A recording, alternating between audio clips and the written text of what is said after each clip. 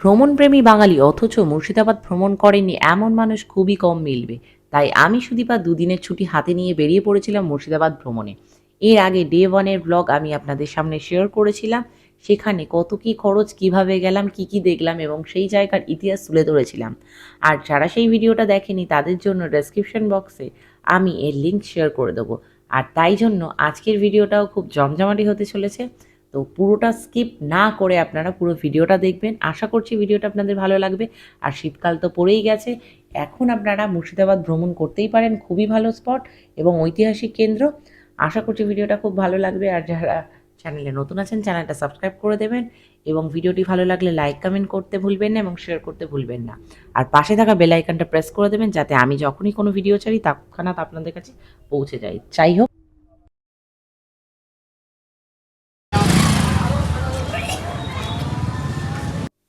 এখন বাজে সকাল ৯টা। মুর্শিদাবাদ ভ্রমণের আজকে আমার দ্বিতীয় দিন। এখানকার একটি স্থানীয় দোকান থেকে ব্রেকফাস্ট করে নিয়ে উঠে পড়লাম টোটোতে। এখন আমি চলে যাচ্ছি আজকের আমার প্রথম স্পট খোশবাগ মসজিদ। সেখানে যাওয়ার জন্য প্রথমেই আমাকে টোটো ধরে নিতে হলো। টোটো করে আমি চলে যাব ফেরিঘাটে, সেখান থেকে ঘাট পার হয়ে সেখান থেকে আমার টোটো ধরে আমাকে পৌঁছে যেতে হবে আমার প্রথম গন্তব্য। তো তাই জন্য আমি টোটোতে উঠে বসেছি। তো দেখি কতক্ষণ সময় লাগে, তারপর সেখানে গিয়ে তোমাদের সাথে আবার কথা হচ্ছে।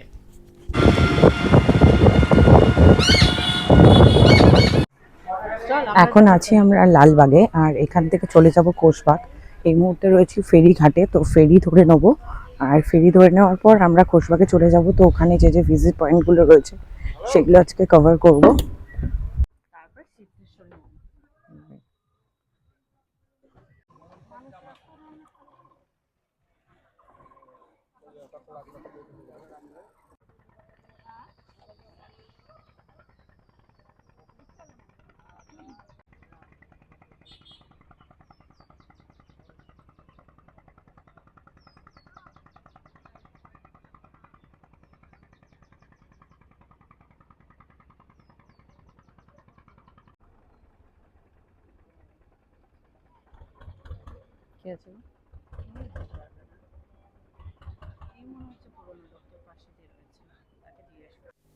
টিকিট কেটে ফেরিতে ওঠার পর 15 মিনিট দাঁড়িয়ে থাকার পর ফেরিটা ছেড়ে দিল। এখন এই পার থেকে ওই পার হয়ে যাব।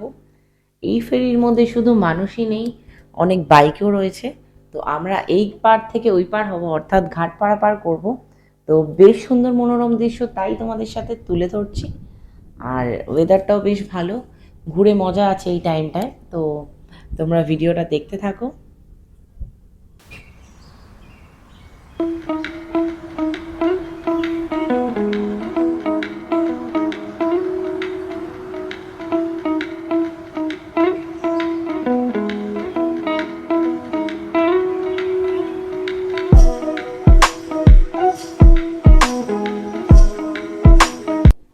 ঘাট পার করে নিয়ে আমি টোটো ধরে নিলাম আর চলে গেলাম আমার আজকের প্রথম গন্তব্য, অর্থাৎ খোশবাগ মসজিদ এবং খোশবাগ কবরস্থান।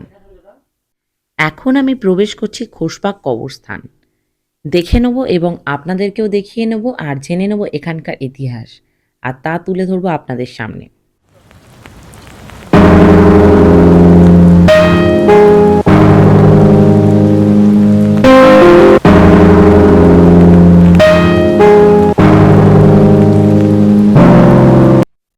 এখন আমি প্রবেশ করছি খোশবাগ মসজিদ সহ কবরস্থানে। আমি যেই কবরস্থানের সামনে দাঁড়িয়ে রয়েছি, এখানে সিরাজউদ্দৌলার সমস্ত বংশধরের কবর রয়েছে এবং এখানে যে এই মুহূর্তে আমি যেই জায়গাটি দেখাচ্ছি সেখানে তার দুই দেহরক্ষীর কবর রয়েছে। এরপর চলে যাব ভিতরে।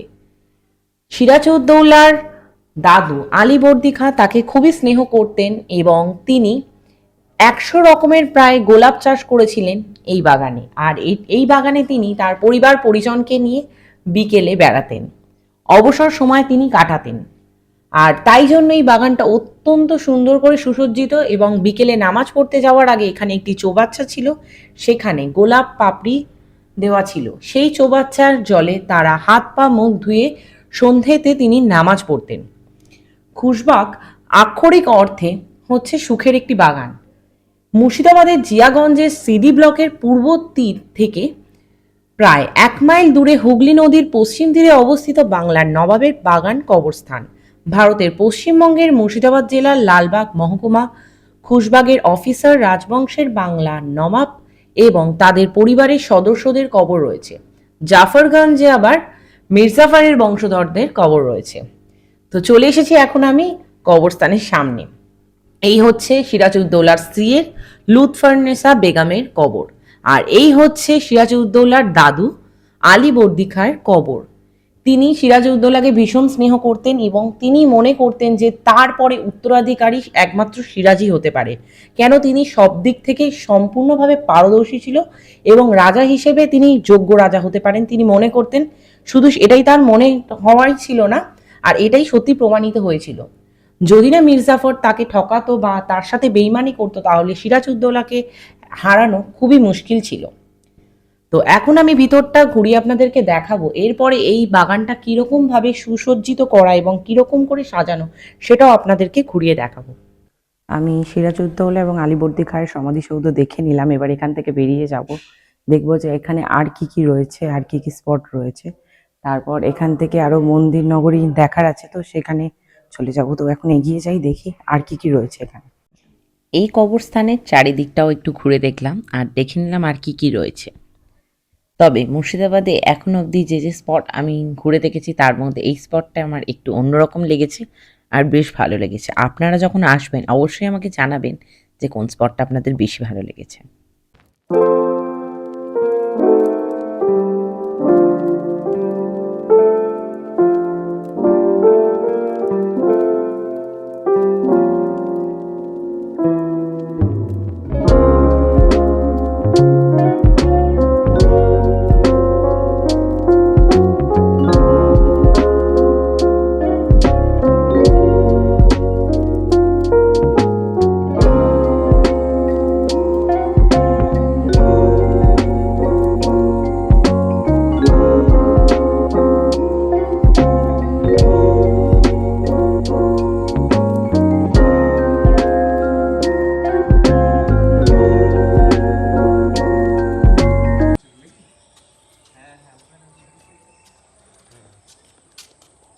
মানে তখনকার দিনের মন্দির নগরী, আর পুরো মসজিদটা সাদা আর খুব সুন্দর লাগছে দেখতে। আর এখানে গার্ডেনটা অপূর্ব সুন্দর, দেখতে পাচ্ছেন ওই যে ঢোকার গেট, আর এই দিকটা গার্ডেন মতো করা রয়েছে, ভীষণ সুন্দর জায়গা।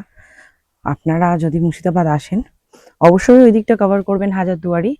তো এই দিকটা অবশ্যই কভার করার চেষ্টা করবেন, কারণ এই জায়গাটা খুব সুন্দর, আপনাদের খুব ভালো লাগবে। আর খুব খুব নির্জন একটা জায়গা, যারা মানে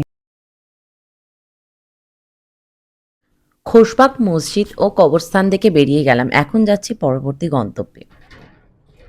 এখন আমরা খোশবাগ সমাধিসৌধ থেকে উঠে বসলাম টোটোতে। এখন চলে যাচ্ছি কিরিটেশ্বরী কালী মন্দির।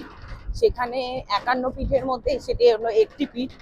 অনেকের মধ্যে মতবিরোধ রয়েছে যে ওখানে মায়ের খুলি পড়েছে, কেউ বলে মায়ের মাথার চূড়া অর্থাৎ মায়ের মুকুট পড়েছে, অনেকের মধ্যে এই নিয়ে মতবিরোধ রয়েছে। তো সেই 51 পীঠের মধ্যে একটি পীঠ কিরিটেশ্বরী কালী মন্দিরে আমরা এখন যাচ্ছি। আর এটি হলো এখান থেকে সমাধিসৌধ থেকে, খোশবাগ সমাধিসৌধ থেকে প্রায় 9 কিলোমিটার মতো। তো দেখি কতক্ষণ আমাদের যেতে সময় লাগে। তো আমি তো বলেই দিলাম কত কি ভাড়া। তো এখন চলে যাচ্ছি সেখানে। তো সেখানে গিয়ে আমি দেখাচ্ছি আপনাদেরকে যে কিরিটেশ্বরী কালী মন্দিরটা কেমন আর কি কি রয়েছে ওখানে আর কি। তো যাই দেখি কি।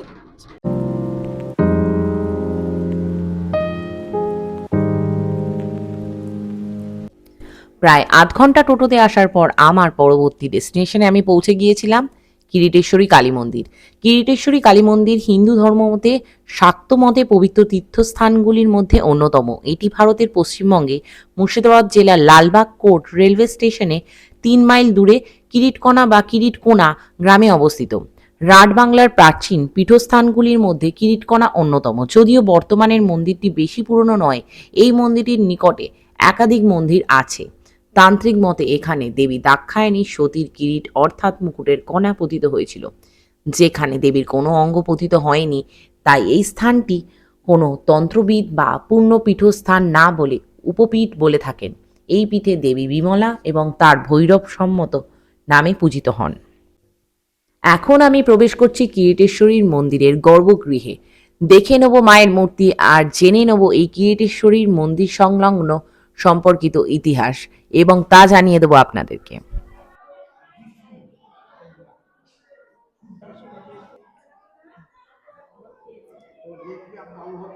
আচ্ছা, খেয়েছি কোনো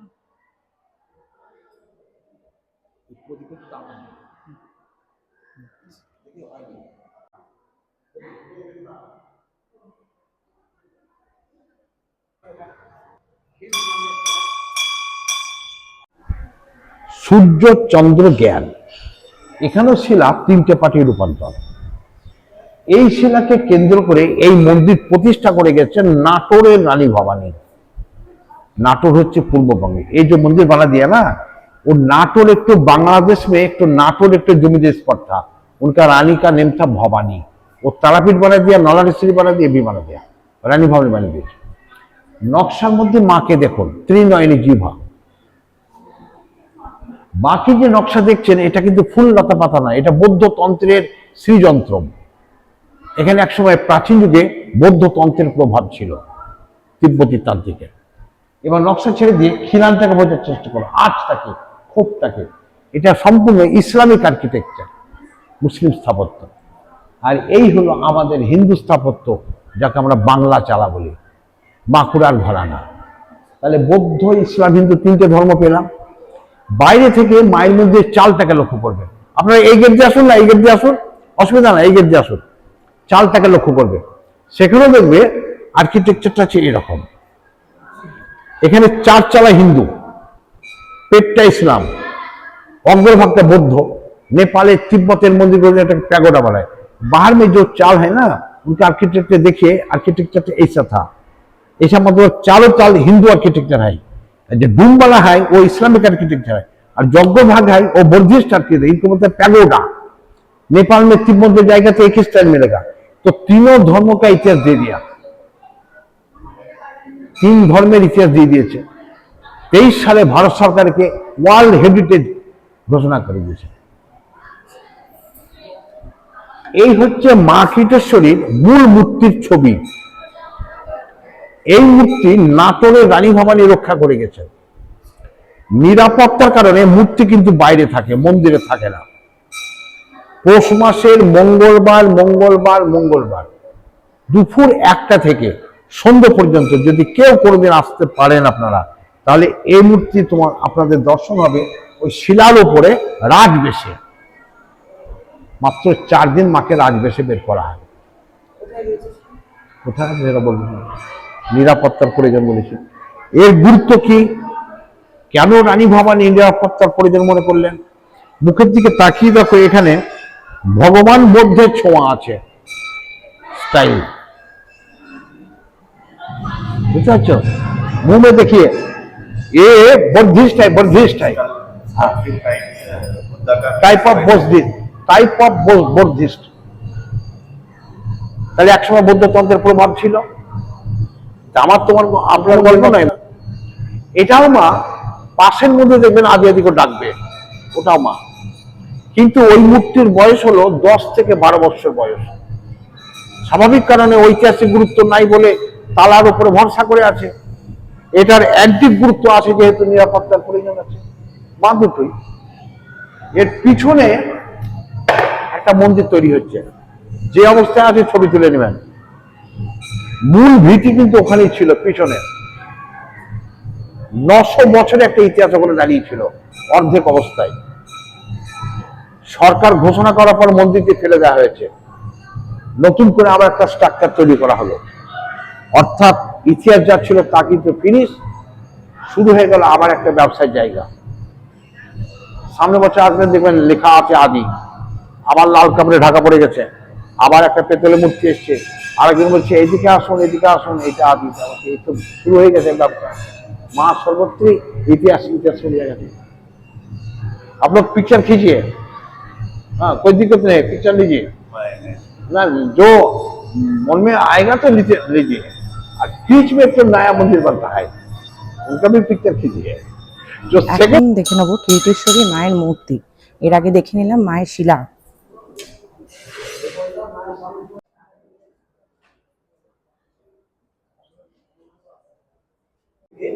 বিষ্ণু সুদর্শন চক্রে 51টি খণ্ড হয়। এখানে পড়েছিল 51 খণ্ডর এক খণ্ড কিরিট কণা। কিরিট কথার অর্থ হচ্ছে কপাল সহ মুক্তি। যেটা মূর্তি দেখছেন মূর্তির তলায় ঢাকা আছে ব্রহ্মশিলা। ব্রহ্মশিলা দেখবেন সব জায়গাতেই ঢাকা, নলাটেশ্বরী বলুন, কালীঘাট বলুন, সবই কিন্তু মূর্তি দিয়ে ঢাকা। স্নানের টাইমে দর্শন হয়। আমাদের এখানে মাকে স্নান করানো হয় প্রত্যেক অমাবস্যায় সকাল 10টা থেকে 11টার মধ্যে। সে সময় এলে পুরো শিলা মূর্তিটা দর্শন হয়। চলুন ভিতরে।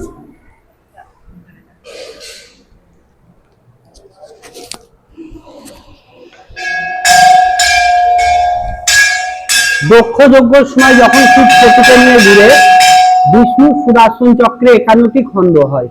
এখানে পড়েছিল 51 খণ্ডের এক খণ্ড কিরিট কণা। কিরিট কথার অর্থ হচ্ছে কপাল সহ মুকুট। যেটা এই মূর্তি দেখছেন মূর্তির তলায় কিন্তু ঢাকা আছে। ব্রহ্মশিলা সব জায়গাতেই ঢাকা থাকে, নলাটেশ্বরী বলো, কালীঘাট বলো, তারাপীঠ বলো, সবই কিন্তু মূর্তি দিয়ে ঢাকা। স্নানের টাইমে দর্শন হয়।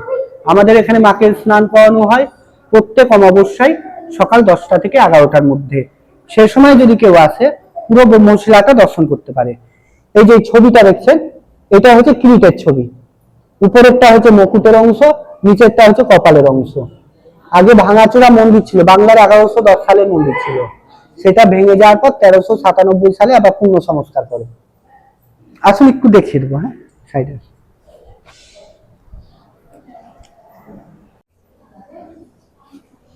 এইটা হচ্ছে মায়ের সেই মুকুটের অংশ। হ্যাঁ, এইটা হচ্ছে মুকুটের অংশ। এখন ইনকাম করার জন্য যে যার খুশি বলে যাচ্ছে। এই যে এটা এমন ভাবে করা আছে, দেখো এই মাটির তলে ব্রহ্মশিলা যেখানে পড়ে সেখানে কিন্তু মাটি ভেদ করে ঢুকে যায়। এখানেও ঠিক তাই, উপর দিক দিয়ে তোমার সিমেন্টিং করা আছে। আর এটা হচ্ছে মায়ের মুকুটের অংশ, কপালের অংশটি ঢাকা আছে। অমাবস্যার দিন সকাল 10টা থেকে 11টার মধ্যে মায়ের মূর্তিকে খুলিয়ে নিয়ে পুরো ব্রহ্মশিলাকে তখন স্নান করানো হয় পঞ্চগব্য দিয়ে। স্নান করিয়ে আবার নতুন কাপড় পরিয়ে মায়ের পূজা শুরু হয়। এই সামনে কালী পুজোতে হয়েছে মায়ের স্নান করিয়ে শাড়ি চেঞ্জ করা হয়েছে। আর এখানে শিব মন্দির ছিল 107টা, বেশিরভাগই ধ্বংসবশেষ। আর মায়ের যে ভৈরব হচ্ছে সম্বর্ত ভৈরব, পুকুর পাড়ে আছে। আর নবাব মির্জাফরের নাম শুনেছেন, উনার যখন কুষ্ঠব্যাধি হয় তখন মায়ের চরণামৃত এবং পুষ্প নিয়ে কুষ্ঠরোগ মুক্ত পেয়েছিল। পরে তখন এই মায়ের মন্দিরের সামনাসামনি একটা পুকুর আছে পূর্ব পশ্চিম, ওইটা খনন করে দেয় নবাব মির্জাফর। উনার চরণামৃত পান করে কুষ্ঠরোগ মুক্ত পেয়েছিল, সে কারণে এটা করে দিয়েছে। ইসলামের পবিত্র দিক হচ্ছে কিন্তু পূর্ব পশ্চিম, সেই হিসেবে খনন করা আছে।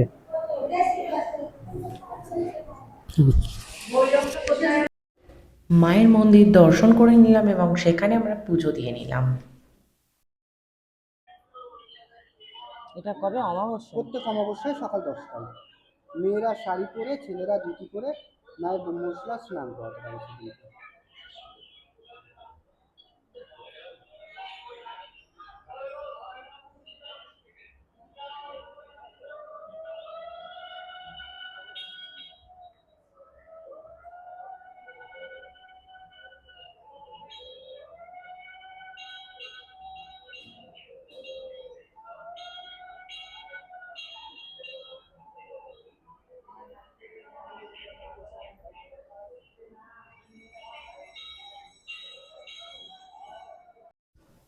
প্রতিটি পীঠস্থানে একটা করে ভৈরব থাকে, ঠিক তেমনই এই পীঠস্থানেও ভৈরব রয়েছে। আমি সেই ভৈরবের দর্শন তোমাদেরকে করিয়ে নিচ্ছি।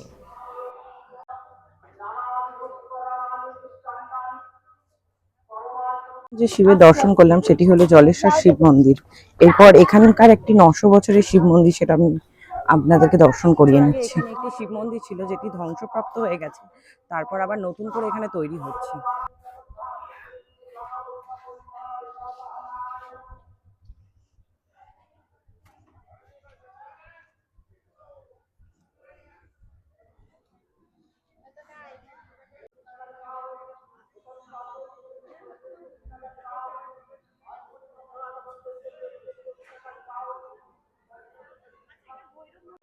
দর্শন করে নিলাম এখানে আরেকটি শিব মন্দির। এরপর এখানে দেখে নেবো আর কি কি শিব মন্দির রয়েছে এবং আপনাদেরকে দর্শন করিয়ে নেব।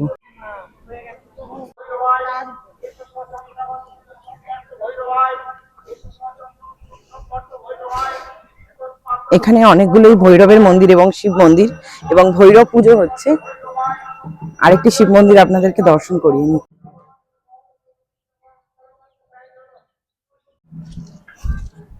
এরপর কোন একটা মন্দিরে যাব বললাম যে পরবর্তী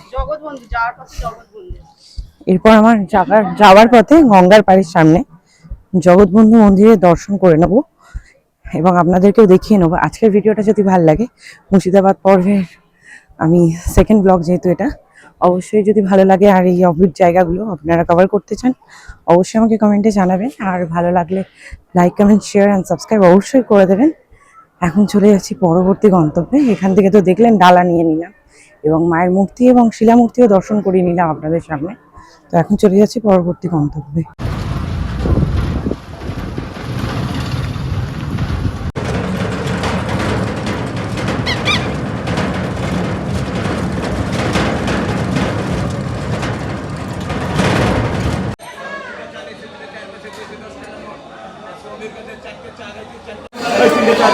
এখন আমরা চলে এসেছি কিরিটেশ্বরী কালী মন্দির দর্শন করে জগৎবন্ধু ধাম।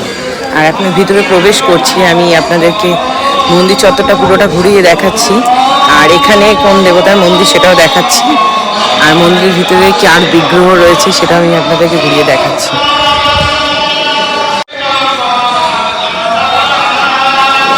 চলুন এখন ভিতরে মন্দির প্রাঙ্গণে প্রবেশ করছি, দেখে নেব জগৎবন্ধু ধামে ভিতরে মন্দিরের ভিতরে কোন বিগ্রহ রয়েছে।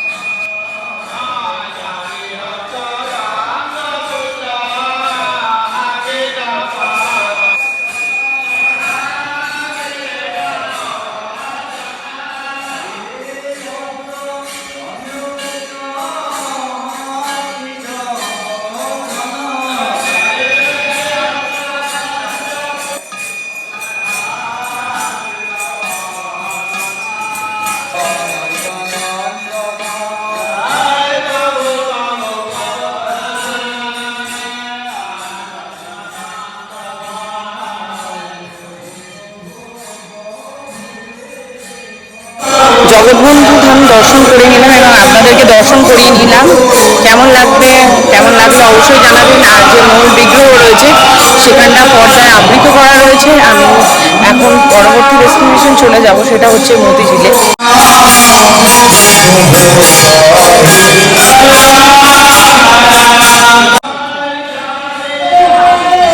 তিনটে বাজতে যায়, অনেকটাই বেলা হয়ে গেল।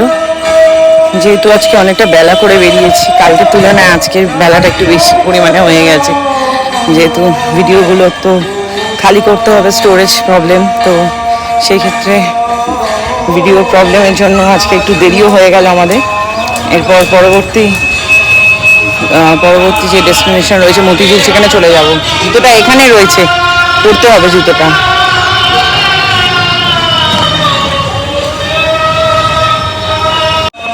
জুতো পরা হয়ে গেল, এবার বেরিয়ে যাচ্ছি। টোটোতে উঠে যাব, টোটোতে উঠে চলে যাব। ঘাট পার করতে হবে আমাদের।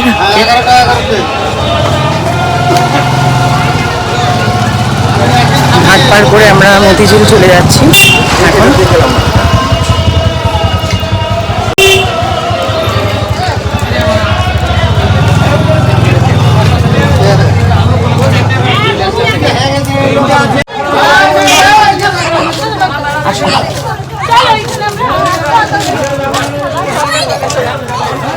পিছনেও বসার সিট আছে।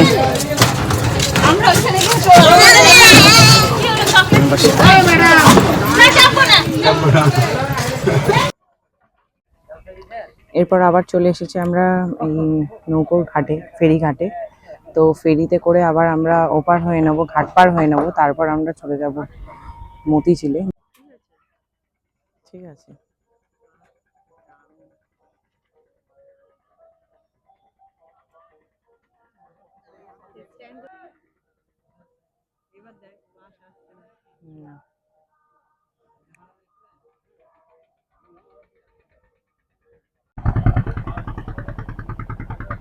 ফেরিটা ছেড়ে দিল, এরপর আমরা চলে যাব, ঘাট পার হয়ে নেব।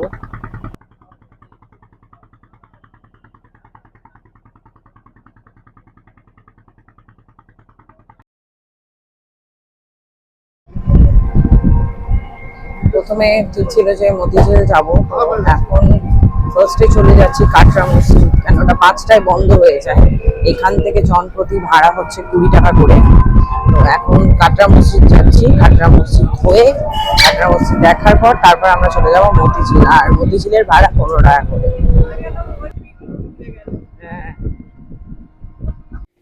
রেল লাইন পার করে আমরা পৌঁছে গেলাম আমাদের পরবর্তী গন্তব্য কাটরা মসজিদ। দেখে নেব আর জেনে নেব এখানকার ইতিহাস, আর আপনাদেরকেও দেখিয়ে নেব এই জায়গাটি ঠিক কেমন।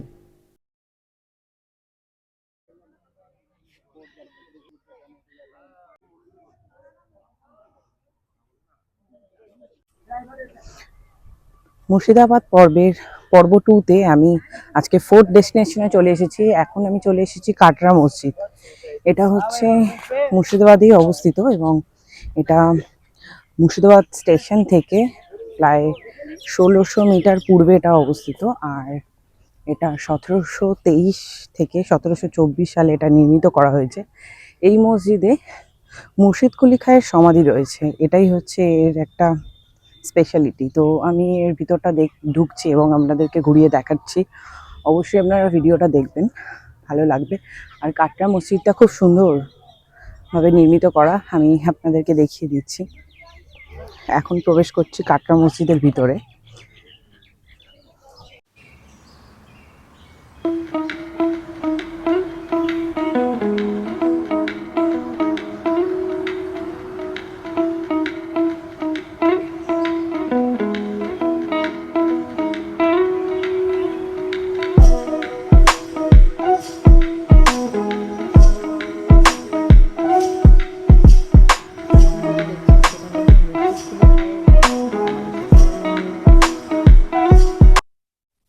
এখন আমি দাঁড়িয়ে রয়েছি মুর্শিদ কুলি খায়ের কবরের সামনে, অর্থাৎ সমাধিসৌধ। আর এই ওপর দিয়ে আমরা হেঁটে যাব। তো উনি নিজেই চেয়েছিলেন যাতে ওনার কবরটা নিচে করা হয়, তার কারণ হচ্ছে উনি যে খাজনা, রাজ্যের খাজনা ঔরঙ্গজেবকে দিতে যাচ্ছিলেন ওনারই ছেলে। তো ওনার পুত্র যখন যাচ্ছিলেন রাস্তায় একটি দরিদ্র মানুষের সাথে দেখা হয়, তো সেই খাজনা থেকে কিছু অংশ সে সেই দরিদ্র মানুষকে দিয়ে দেয়, দান করে দেয়। তো সেই কারণে মানে জানতে পেরে গেছিলেন তিনি, মুর্শিদ কুলি খাঁ। তো তিনি বলেছিলেন যে হ্যাঁ, এর এর ঘটনার যদি সত্যতা আমি যাচাই করে দেখব, যদি এটা সত্যি ঘটনা হয় তাহলে আমি আমার ছেলের গর্দান কেটে তা ভেট হিসেবে পাঠাবো ঔরঙ্গজেবের কাছে। তো তিনি সত্যতা যাচাই করে দেখেন এবং আর সেটি সত্য প্রমাণিত হয়। তো সেই জন্য তিনি তার পুত্রের গলা কেটে ঔরঙ্গজেবকে পাঠান। তিনি এতটাই ঘৃণ্য কাজ করেছিলেন যে তিনি নিজেই ভীষণ পরিমাণে লজ্জিত ছিলেন সেই তার এই কৃতকর্মের জন্য। তিনি লজ্জায় তিনি এই কৃতকর্মের জন্য অনুতপ্ত, তাই তিনি নিজেই বলেছিলেন যে আমার মৃত্যুর পর আমার সমাধি যেন এই নিচেই করা হয়, তার ওপর দিয়ে যেন মানুষ হেঁটে যায়। আর এই হচ্ছে, এখান থেকে আমরা এর ওপর দিয়ে হেঁটে যাব। এরপর আমি ওখানে যাচ্ছি, তারপর সেখানে গিয়ে বলছি। আর এই মুর্শিদ কুলি খায়ের নাম থেকেই হয়েছে মুর্শিদাবাদ। তো তিনি আগে হিন্দু ছিলেন এবং পরবর্তীকালে তিনি মুসলিম ধর্ম গ্রহণ করেন আর নাম রাখেন মুর্শিদ কুলি খাঁ।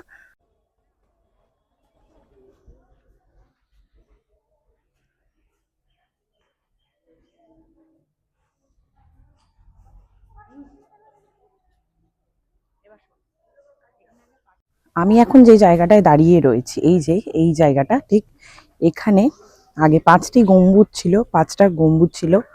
আর এখানে এই প্রতিটা সিটের মতো করা রয়েছে ছোট ছোট করে। আমি ব্যাক ক্যামেরা আপনাদেরকে ঘুরিয়ে দেখাচ্ছি। তো এখানে 700 জন নামাজ পড়তে পারেন, সেরকম সিট মতো করা রয়েছে। আগে এখানে 700 জন নামাজ পড়তেন। তো আমি এবার ব্যাক ক্যামেরা আপনাদেরকে ঘুরিয়ে দেখাচ্ছি।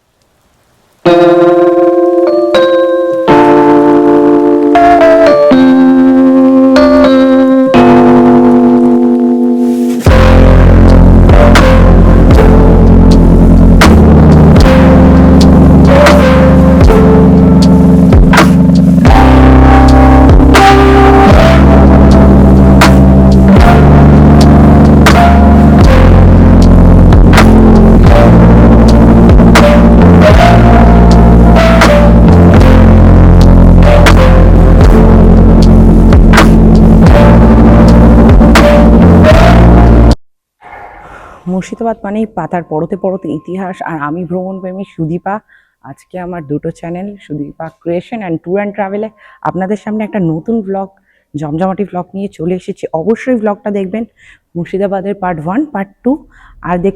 আর দেখছি যদি আরও কোনো জায়গা আমি যাই তো সেই জায়গার ভিডিও আপনাদের সামনে অবশ্যই তুলে ধরবো। আজকের ব্লগটা অবশ্যই জমজমাট থাকবে। আর পুরো মুর্শিদাবাদের ব্লগের আমি পার্ট 1 পার্ট 2 আমি লিঙ্ক শেয়ার করে দেবো আমার ডেসক্রিপশনে, অবশ্যই দেখে নেবেন। যারা আগের ব্লগটা দেখেননি বা পরের ব্লগটা দেখেননি, অবশ্যই আমি লিঙ্ক শেয়ার করা থাকবে, অবশ্যই একবার চেক করে নেবেন। আর ব্লগটা অবশ্যই দেখুন। আর নতুন নতুন ব্লগ নিয়ে আবার সুদীপা আপনাদের সাথে সামনে হাজির হবে, নতুন কোনো জায়গায়, নতুন কোনো গন্তব্যে।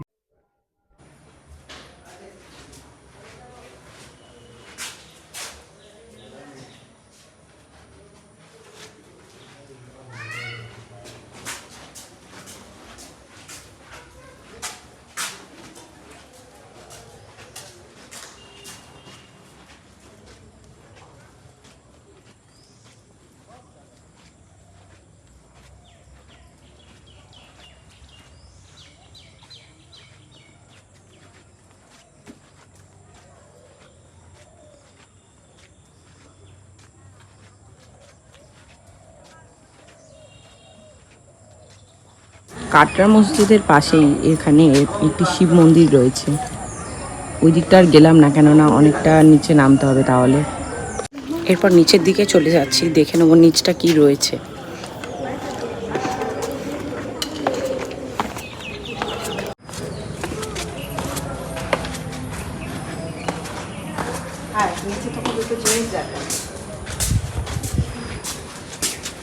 এই যে হচ্ছে গিয়ে চাকা রথের, এই যে হচ্ছে গিয়ে বিনা টাইপের, এগুলো হচ্ছে বাঁকুড়ার বলে, কথায় বলে যে বিষ্ণুপুরের কাজ। তো এইটা দুটো দেখে অনেকে এখানে দুটো চিহ্ন রয়ে গেছে এখনো অবধি। তো এই চিহ্ন দুটো দেখে মানে অনেকে মনে করেন, এতে এই বিষয়ে অনেক বিতর্ক রয়েছে। এই যে এখানে একটি চাকা দেখতে পাচ্ছেন, আমি সামনে থেকে এনে দেখাচ্ছি। এই যে চাকা আর এই যে বিনা, এই দুটো কাজ এটা হিন্দুরা করে, তো এটা বাঁকুড়ারই কাজ মনে করা হয়। তো এই দুটো কাজ থেকে ধারণা করা হয় যে এটা একসময় শিব মন্দির ছিল, যেটা মসজিদে কনভার্ট করা হয়। তো আমি ভিতরটা দেখাচ্ছি, যেটাকে মন্দির বলে আগে মনে করা হতো।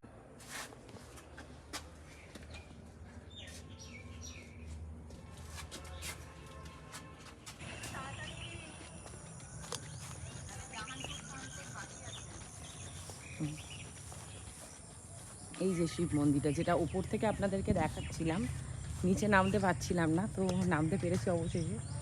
এই যে হচ্ছে একটি শিব মন্দির।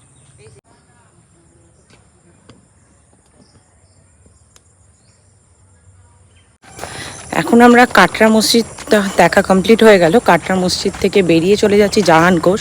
ওখানে 13 হাতের একটা কামান রয়েছে, তো সেটাই দেখতে যাব।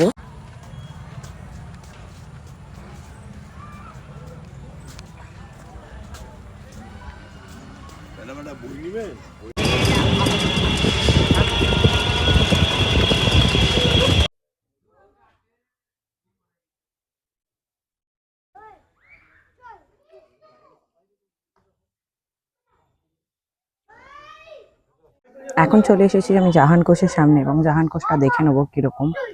আর সামনেই রয়েছি, তো আপনাদেরকে দেখাচ্ছি ঘুরিয়ে।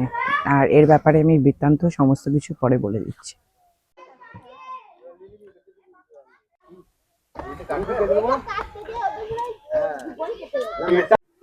এখন যে টোপটার সামনে দাঁড়িয়ে রয়েছে, এটা হচ্ছে এই যে কামানটার সামনে দাঁড়িয়ে রয়েছে, এটা হচ্ছে জাহান কোষ। আর এটা 13 হাত লম্বা, আর এটা বিশ্ব বন্দুক বলে মনে করা হয়, কেননা এটা খুবই ডেঞ্জারাস। তো তখনকার দিনের তৈরি করা এটা। তো যাই হোক, জাহান কোষ দেখা হয়ে গেল। আমি চলে যাচ্ছি এখন আমার পরবর্তী গন্তব্যে। পরবর্তী গন্তব্য হচ্ছে মতিঝিল। মতিঝিল আক্ষরিক অর্থের অনুবাদ ইস্ট ইন্ডিয়া কোম্পানির সাথে সংযোগের কারণে কোম্পানি লেক নামেও পরিচিত পায়। ভারতের পশ্চিমবঙ্গের মুর্শিদাবাদে একটি ঘোড়ার জুতোর আকৃতির হ্রদে এটি তৈরি করেছিলেন নবাব আলী বর্দী খানের জামাতা নওয়াজিজ মোহাম্মদ খান। তিনি এই হ্রদের পাশাপাশি একটি মূল্যবান রাজপ্রাসাদও নির্মাণ করেন, যেটি মতিঝিল প্রাসাদ নামে পরিচিত। এটি হ্রদের মোড়ে অবস্থিত এটি নওয়াজিশ ও নওয়াজিশের প্রিয়তমা স্ত্রী ঘসেটি বেগমের বাসস্থান হিসেবে ব্যবহৃত হতো। কথিত আছে নওয়াজিশ মারা যাওয়ার পর 1756 খ্রিস্টাব্দে নবাব সিরাজউদ্দৌলা প্রাসাদটি দখল করেন এবং বাসিন্দাদের দখল না করা পর্যন্ত ঘসেটি বেগম এখানে বসবাস করেন। এই অর্থ দিয়ে তিনি হুগলি নদীর বিপরীত দিকে একটি সুন্দর রাজপ্রাসাদ হীরাঝিলের সাথে অনুরূপ একটি লেক তৈরি করেন। প্রাসাদের একটি সুউচ্চ প্রবেশদ্বার এবং শাহামাদ জঙ্গ নামে পরিচিত একটি মসজিদ এবং কালা মসজিদ এবং অন্যান্য কিছু ভবন রয়েছে, যেগুলো সবই নওয়াজিশের দ্বারা নির্মিত। এই প্রাসাদটি 1740 সালে নির্মিত হয়েছে। যতদূর ব্যুৎপত্তিগত দিক থেকে প্রাসাদটির নামকরণ করা হয়েছে কারণ এটি গৌড়ের ধ্বংসাবশেষ থেকে আনা কালো ব্যাসাল্ট সম্পত্ত ব্যবহার করে নির্মিত করা হয়েছে, তাই এর নাম দেওয়া হয়েছে সাং-ই দালান বা পাথরের প্রাসাদ। এই প্রাসাদটি তখন বিভিন্ন জাতের ফুল এবং মূল্যবান মার্বেল দিয়ে সজ্জিত করা ছিল।